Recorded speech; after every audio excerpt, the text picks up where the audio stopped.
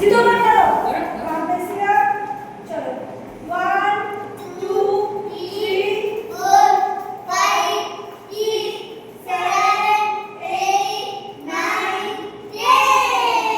relax এসো চলো এখান থেকে আমরা বিকাশন করব বিকাশন করার জন্য আমরা প্রথমে একটা করে রাখবো জোর পাটা সিধা মত করো জোর পাটা উঠাবো সেই পাটা আমরা হাতে করে সেট করব এইভাবে সেট করব